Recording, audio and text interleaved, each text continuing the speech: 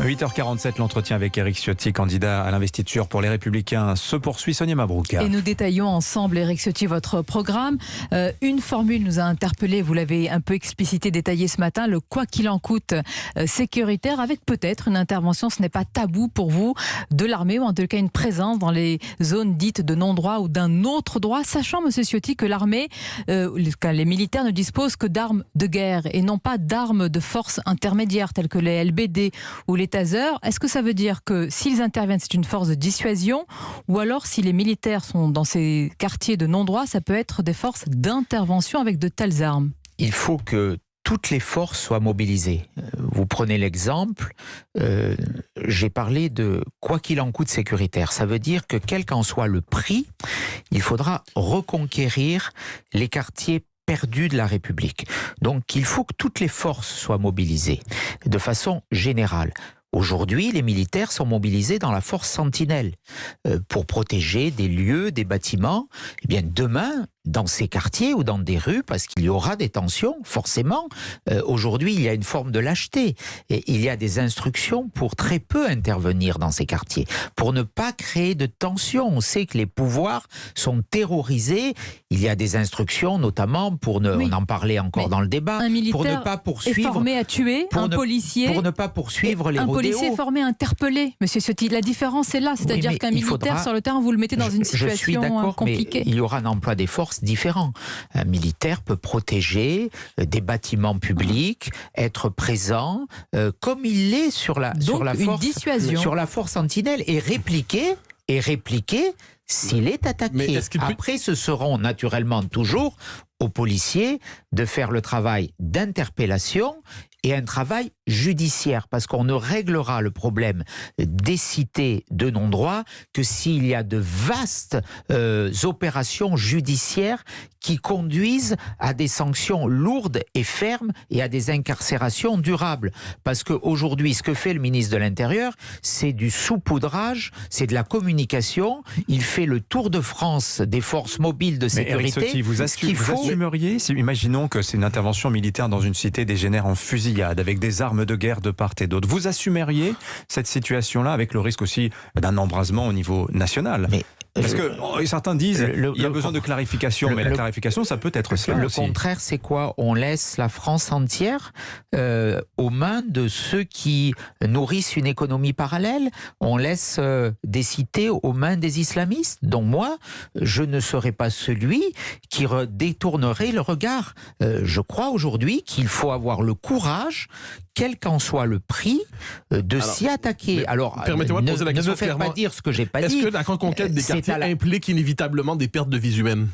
Hier soir, on a eu ce débat en disant attention aux émeutes. Nous avons une police extraordinairement courageuse et efficace, qui a toujours évité les victimes, contrairement à d'autres pays, notamment dans les moments de tension, et on en a eu dans notre pays. Donc, il faut poursuivre dans ce cadre, mais il nous faudra des moyens, et moi, je ne m'interdis aucun moyen supplémentaire. Mais bien entendu, l'action, elle est policière et judiciaire. Avant tout. Mais avant tout. Mais il pourra, et je ne m'interdis rien, y avoir le concours, comme on le fait dans la lutte contre le terrorisme.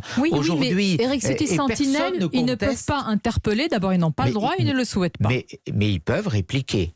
Et ils l'ont démontré à plusieurs reprises, et heureusement, et notamment, vous le savez, dans ce qui s'était passé dans l'aéroport d'Orly, je crois, où ils avaient répliqué face à une attaque terroristes. Ils ont été attaqués dans ma ville, c'était en 2015 aussi.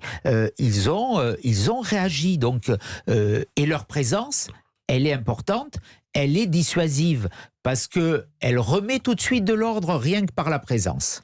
Éric Ciotti, c'est la polémique du week-end. Samedi, Éric Zemmour s'est rendu devant le Bataclan et s'en est pris à François Hollande, l'ancien président de la République, qui a témoigné la semaine dernière au procès des attentats du 13 novembre. Éric Zemmour a dit de lui qu'il n'avait pas protégé les Français, qu'il avait pris une décision absolument criminelle de laisser les frontières ouvertes. Ça a suscité énormément de réactions, beaucoup de personnes dénonçant l'indignité de ses propos, notamment Raquel Garrido de la France Insoumise, que je vous propose de réécouter. Oui, c'est même indécent. les familles ont fait des efforts incommensurables pour participer au procès, pour trouver en eux la force de témoigner, de rendre hommage à leurs morts, de trouver le chemin vers la réconciliation avec, y compris avec les terroristes eux-mêmes. Alors Raquel Garrido de la France Insoumise, Mathieu Bock-Côté. Alors que vous inspire cet appel à la réconciliation avec les terroristes? C'est insupportable. C'est honteux, c'est indigne. Comment on peut tenir un tel discours aux familles? Il y a eu 131 morts au Bataclan, il y a eu une jeunesse fauchée, il y a eu au Bataclan et sur les terrasses parisiennes, il y a eu plus de 400 blessés. Dans ma ville aussi, qui est une martyre du terrorisme, Nice, nous avons eu 89 morts sur la promenade des Anglais, à la basilique Notre-Dame. Et l'extrême gauche vient nous parler de réconciliation avec ceux qui veulent nous abattre. Mais comment expliquez-vous ça? Parce que c'est quand même étrange. Comment expliquez-vous ce désir de réconciliation? Et ces propos, ils ne font pas polémique parmi les commentaires. C'est ces propos qui sont indignes. On nous dit, mais Éric Zemmour est allé se recueillir. Mais c'est son droit. C'est son droit. Je n'ai pas à juger et on n'a pas à juger. Ou qu'est-ce qui est indigne là-dedans? Moi, ce qui est indigne, ce sont ces propos de l'extrême gauche complaisante avec l'islamisme et avec le terrorisme islamiste. Je change de sujet. Éric Ciotti, votre région est particulièrement exposée au réchauffement climatique. Vous le savez, on promet à Nice d'ici quelques années un climat comparable à celui de Marrakech. La COP26 s'est clos ce week-end sur un accord à minima prévoyant des aménagements pour certains pays pour circonstances nationales particulières. On a vu les militants de Greta Thunberg dire de cette COP que c'était un échec, bilan blablabla, a dit la jeune militante. Votre regard à vous, quelle est l'importance que vous accordez aujourd'hui à ce thème du réchauffement climatique dans votre programme politique et plus généralement pour les électeurs et militants de la droite? Il est important. Je crois qu'il y a 3 peurs aujourd'hui qui traversent notre société. Important, pas plus? Très important. Il y a la peur de perte d'identité, il y a la peur du déclassement social et il y a la peur climatique, celle qui nourrit des familles à dire mais est-ce que nos enfants, nos petits-enfants vivront encore sur cette planète? Donc il faut y répondre. Et moi ma réponse, elle est importante dans mon projet, elle est par la science, elle est par le progrès. Et la France en la matière, et arrêtons aussi de mentir et de nous battre la coulpe, la France est exemplaire dans les pays au monde. C'est un des pays développés qui émet le moins de gaz à effet de serre. Pourquoi? Parce que le général de Gaulle a fait le pari de l'énergie nucléaire, de l'électricité produite par le nucléaire et l'hydroélectricité. Nous n'en sortirons pas par les vieilles lunes, pas par la décroissance, pas par les lubies de l'extrême gauche qui veulent supprimer les lapins, les sapins ou nous interdire de manger de la viande. C'est pour ça que je parle peut-être de lapin, mais simplement la science, le progrès, la recherche, l'hydrogène. C'est là qu'on attend aussi l'Europe. On va conclure. Nous avons parlé des défis climatiques, des questions identitaires, évidemment aussi d'autres préoccupations des Français sur le pouvoir d'achat. Pour conclure, s'il y avait une question essentielle qui pourrait résumer cette élection présidentielle, à côté de quoi on ne doit pas passer justement à côté? Quelle est la question fondamentale à vos yeux? La question fondamentale, c'est il faut que la France reste la France. Ou est-ce que la France, demain, sera toujours la France?